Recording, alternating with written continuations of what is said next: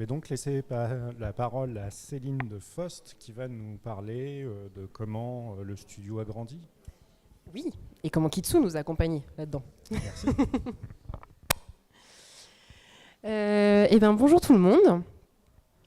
Donc effectivement, le sujet du jour, ça va être comment Kitsu a aidé notre studio Faust à grossir ces dernières années. Mais tout d'abord, puisque je pense que tout le monde ne connaît pas forcément Faust ici, je vais vous parler en quelques mots de qui on est. Donc nous, on est un studio d'animation 2D indépendant qui a été créé en 2018 par ces deux merveilleuses personnes, et je dis pas ça parce que c'est mes boss, Damien Brunner et Thibaut Ruby, qui sont aussi fondateurs et producteurs chez Folivari, qui avait été créé en 2014. Et donc du coup, 4 ans après, ils ont décidé de pérenniser l'aspect studio prestation. On fait principalement du long métrage, de la série, un petit peu de court métrage aussi. Et on travaille pour tout type de clients, évidemment les studios de production français, notamment Folivari forcément, mais pas que. Ces dernières années, on a aussi beaucoup de productions pour des clients internationaux, notamment Netflix, qui a été un de nos gros clients ces dernières années. Et pour qui suis-je moi moi, du coup, je viens de la direction de production. Enfin, d'abord, je viens d'une école d'animation 3D, et puis après, j'ai fait de la direction de production en pub, long métrage et série. Et puis, du coup, depuis maintenant 4 ans, je suis chef de studio chez Faust et je m'occupe de l'antenne de Paris. On a deux bâtiments à Paris et on a aussi un studio à Angoulême qui est géré du coup par Alix, ma co-chef studio. Et donc je gère plein de choses différentes qui m'amènent à vous parler aujourd'hui. Je m'occupe du recrutement et de la partie RH pour nos artistes et techniciens et techniciennes, de la gestion des locaux, ce qui est un petit sujet quand on a 2 bâtiments de cumulés 140 mètres carrés. 1140 mètres carrés, pardon. Je m'occupe de la partie coordination des départements tech, IT et TD. En vrai, c'est surtout l'IT qui me prend du temps parce que j'ai des super TD qui sont assez autonomes et tout ce qui est représentation du studio. Et donc une petite démo pour vous montrer ce qu'on fait.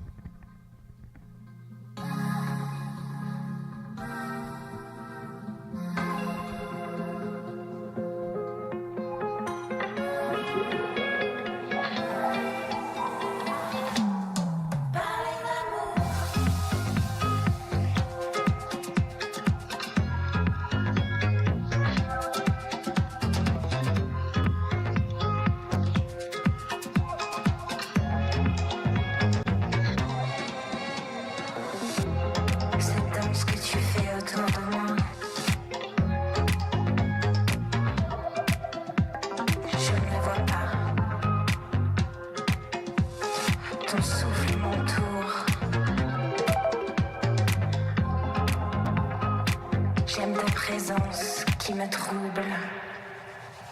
Je ne sais pas si je te reverrai un jour. Je ne vois pas quand tu es dans les alentours. Oui, mais toi, tu continues à parler d'amour.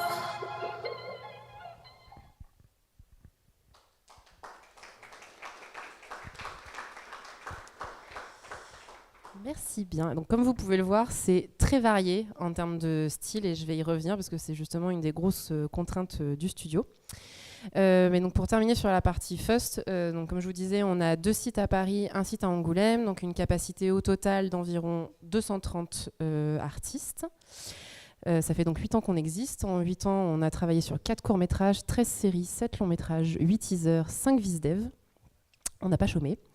On a du coup des problématiques de multi-sites, puisque 2 sites à Paris, 1 à Angoulême. On a des formats de projets très variés, puisque long métrage, série, et on ne fait pas forcément à chaque fois tout. Des fois, on va faire que la pré-prod, des fois, on va faire que la fab, des fois, on va faire que 50% de l'anime.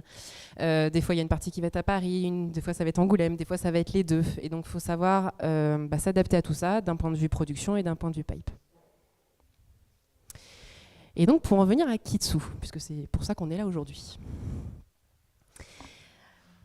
Donc, l'idée de mon talk là, encore une fois, c'est de vous parler comment on a pu grossir avec Kitsu. Donc déjà, moi, mon histoire personnelle avec Kitsu démarre il y a longtemps, puisque je faisais partie des studios avec qui Franck était en interaction en 2017-2018, quand il essayait de sonder un petit peu pourquoi tel ou tel studio n'a toujours pas de production tracker, qu'est-ce qui fait qu'on n'adopte pas ce genre de solution. Donc j'ai eu déjà beaucoup de discussions avec lui. On a eu une deuxième phase de test du coup de Kitsu sur une production, puis on l'a déployé à l'échelle du studio et toute la suite, je vais vous en parler juste après.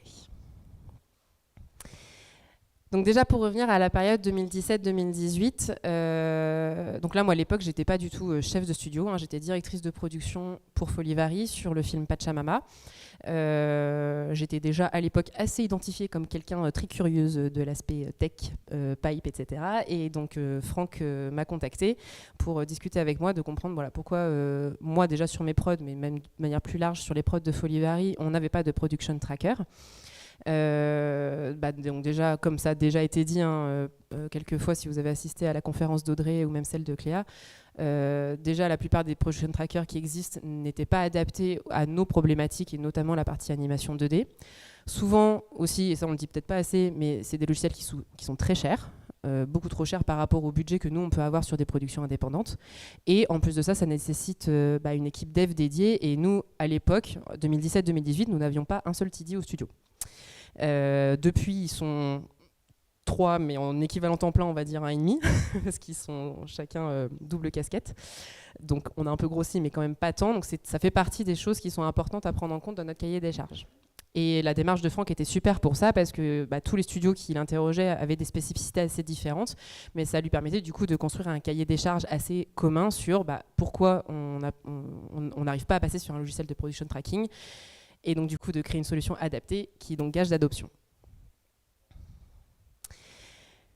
On avance de quelques années. Moi, j'ai fait 2-3 petites choses entre-temps, notamment avoir un enfant. Et je reviens en 2020 chez Folivari sur la série Ernest et Célestine saison 2 en tant que directrice de production. On commence cette série en mai 2020, donc juste après le Covid, en plein air télétravail. Donc en 2 mots pour Ernest, c'était 26 épisodes de 13 minutes où toute la pré-prod était faite chez Fost, et la fab était entre Blue Spirit, donc Angoulême et Canada, et Kameng qui était un studio chinois. Et donc nous au studio, moi j'étais côté studio de production délégué, donc j'avais la supervision de la pré-prod, mais aussi la supervision globale des livrables entre tous les différents intervenants, y compris la post-production. Deuxième point de contexte, encore une fois on est en ère Covid, équipe en télétravail, donc la communication est beaucoup plus compliquée, à la fois la communication orale mais aussi la partie check, comme on le disait ce matin, on ne peut pas juste se retourner, regarder ce qui se passe sur l'écran d'à côté pour demander où est-ce que la personne en est, on a besoin que les choses soient centralisées, et aussi juste pour la partie check pure, en fait d'avoir un outil qui nous permet de visualiser les plans, de pouvoir donner ses retours, etc. Parce que encore une fois on ne peut pas le faire à côté de l'artiste. Donc cette partie télétravail nous obligeait à avoir un suivi côté gestion de production qui était beaucoup plus précis.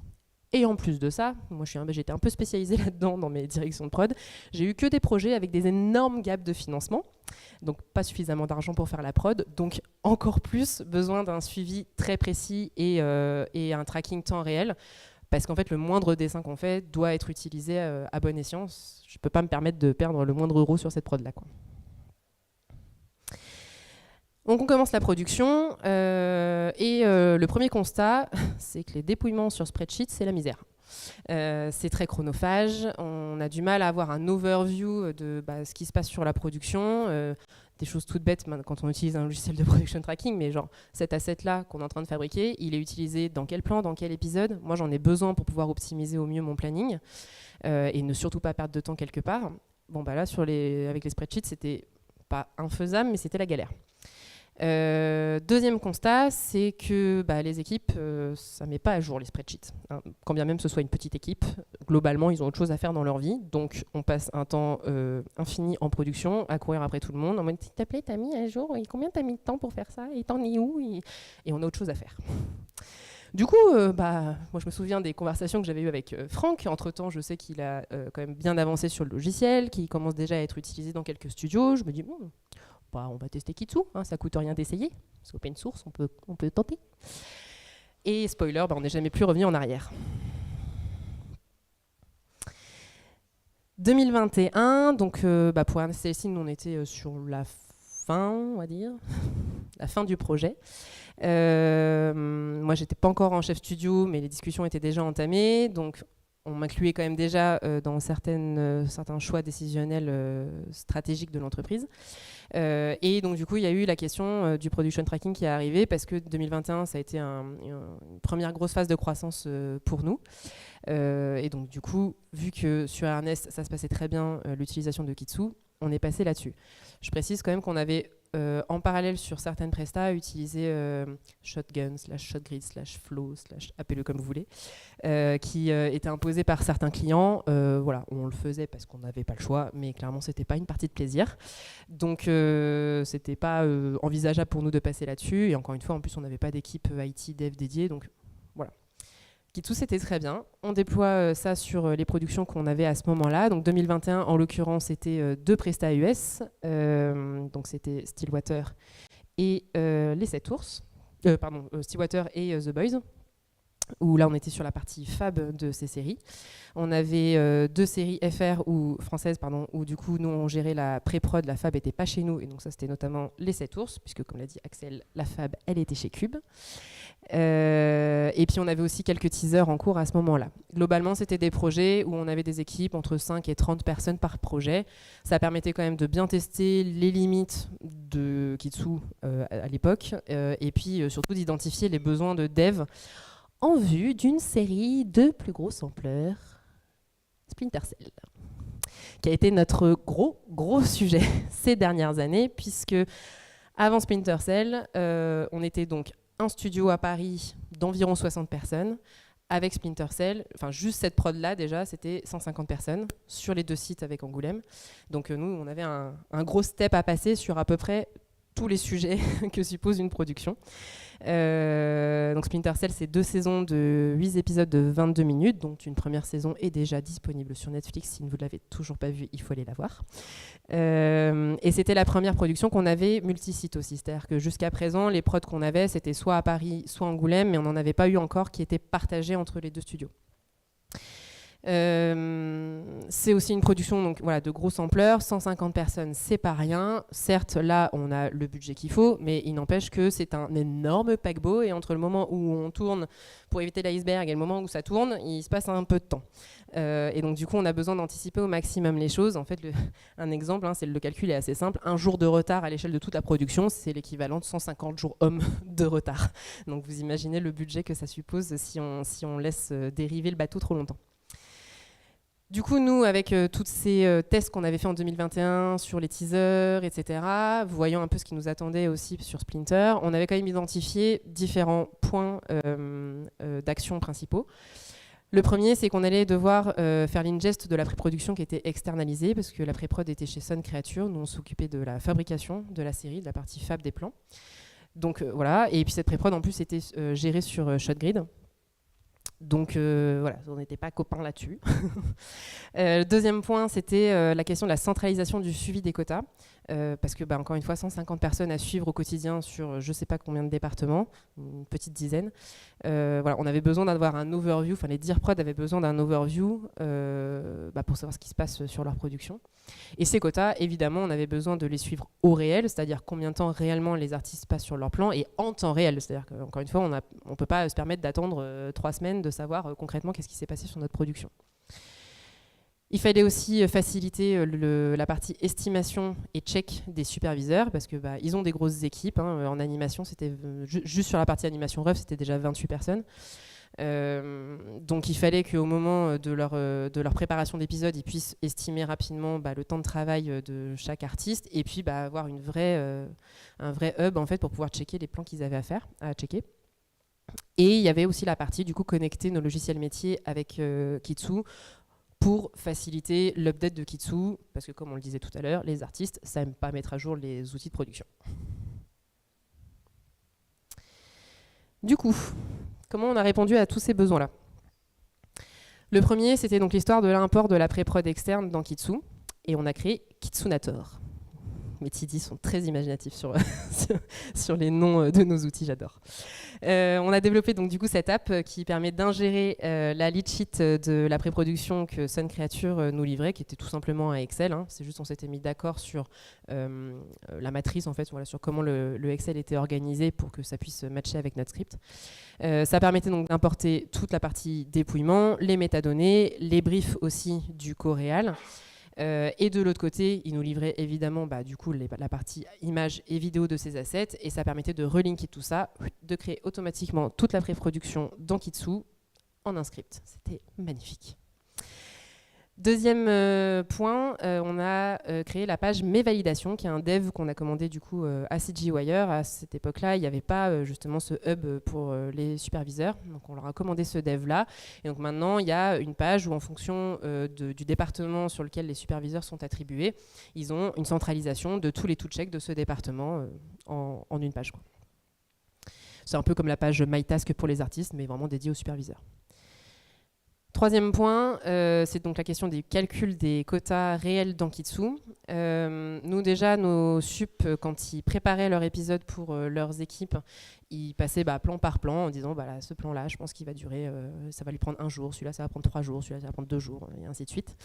Nous, ça nous permettait du coup après d'avoir l'addition du nombre de jours estimé de temps de fabrication sur cet épisode-là et de le comparer au temps estimé budgétairement. C'est-à-dire que si on appliquait bête et méchant le quota d'animation sur cet épisode, combien de jours de travail ça supposait, et donc vérifier si on était globalement dans l'enveloppe ou pas du tout. Il y a des épisodes où on n'y était pas du tout, mais on savait que ça se compensait autrement.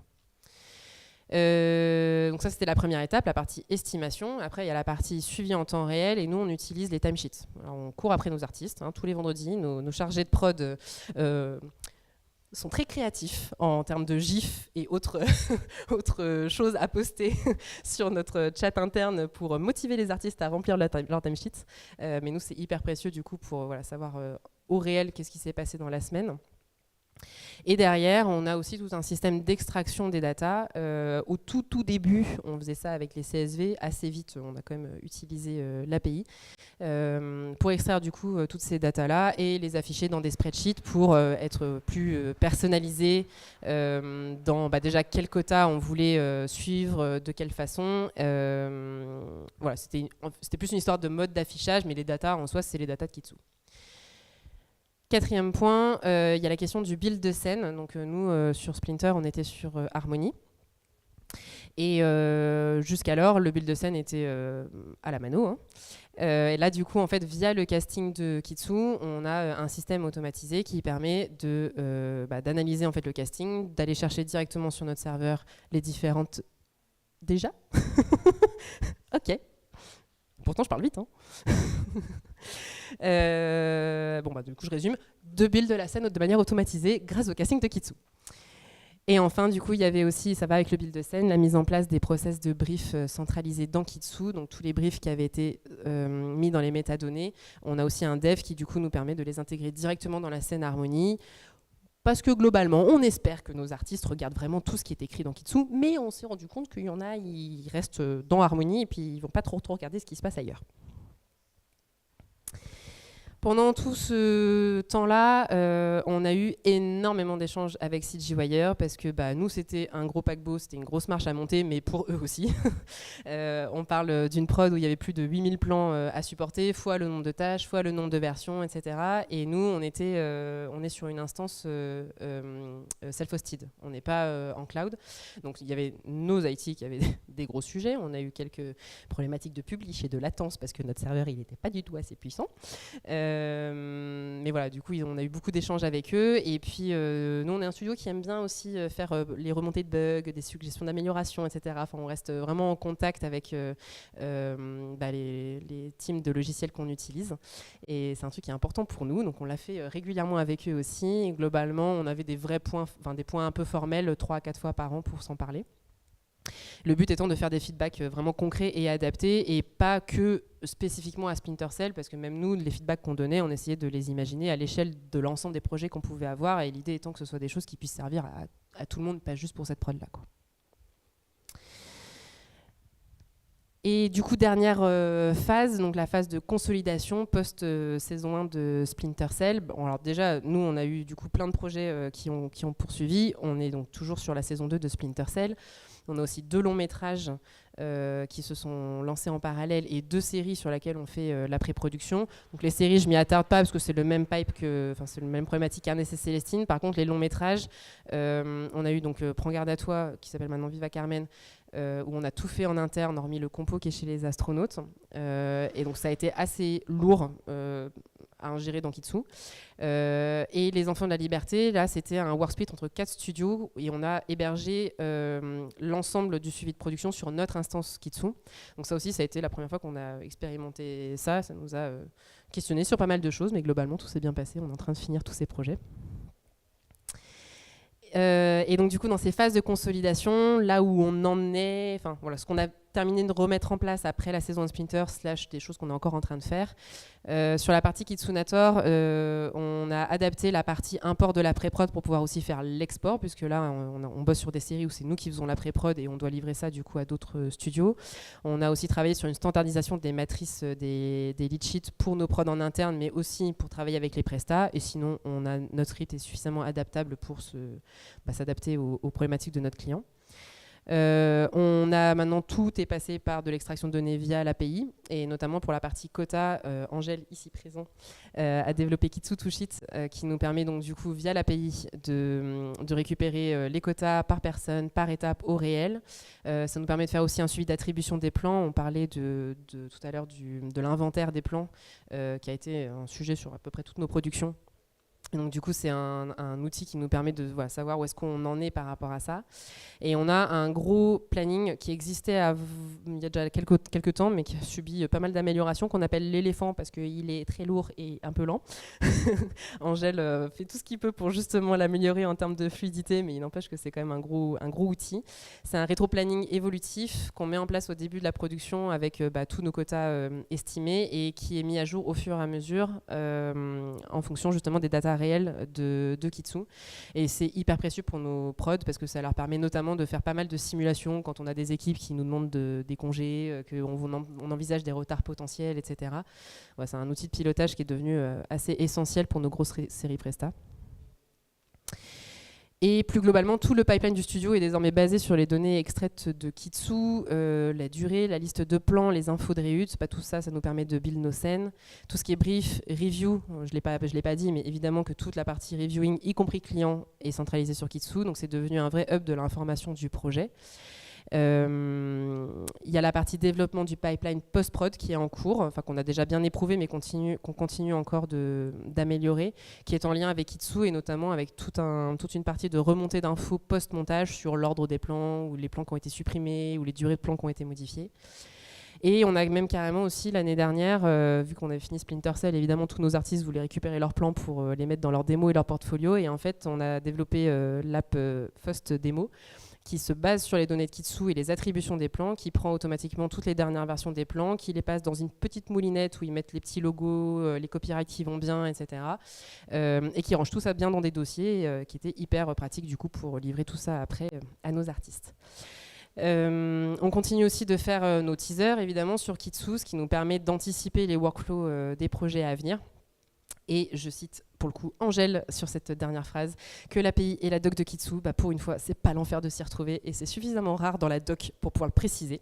Donc bravo à eux par rapport à ça. En conclusion, Kitsu a été très vite adopté par nos artistes, par la prod, par les TD. Les artistes ont toutes les infos au même endroit. Les prods peuvent suivre précisément tous leurs projets. Et les TD peuvent déployer toute leur créativité grâce à une API claire et ouverte afin d'améliorer sans cesse nos process et la vie de prod de nos artistes. Je ne sais pas si Franck est dans la salle. Est-ce que j'ai bien fait mon taf? Merci beaucoup.